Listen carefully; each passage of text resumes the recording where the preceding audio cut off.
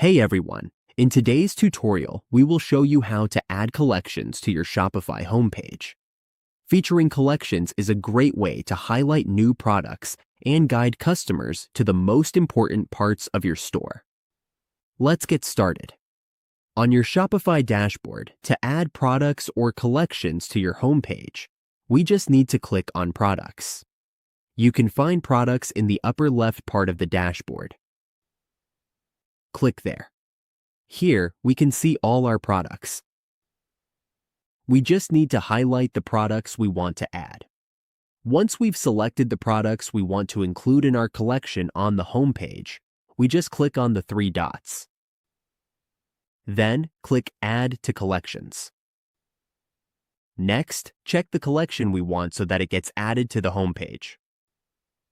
Once we're done, we just click Save. And that's it. It's now added to our homepage. That's how we add collections to our Shopify homepage.